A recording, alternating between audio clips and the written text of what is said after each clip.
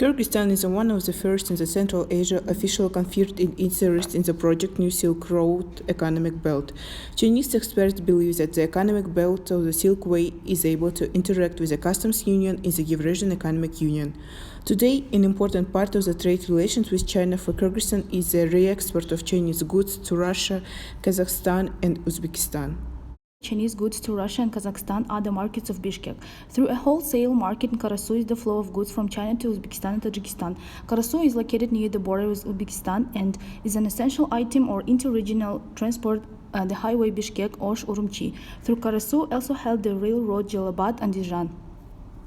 So, for example, between China and Uzbekistan, there is a direct rail link through the Kyrgyz Republic, and the project of construction of railway China-Kyrgyzstan-Uzbekistan may soon become a reality.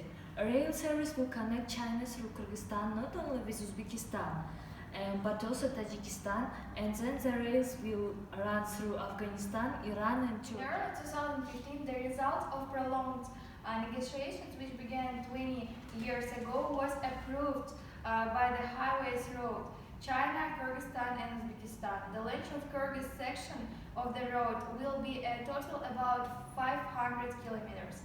And to implement this project will be the Chinese side for Chinese investments in the amount of $6 billion.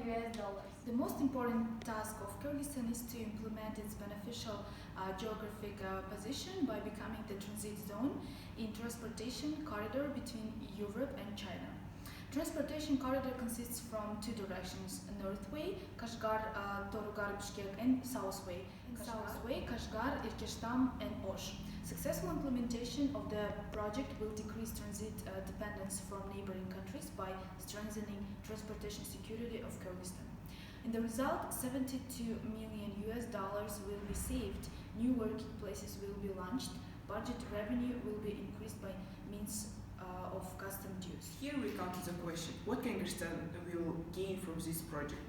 Cooperation with China provides Kyrgyzstan with an opportunity to enter international market, implement economic reforms, and opens wide access to external investment and technological resources. In a word, unless we use Chinese initiative One Belt,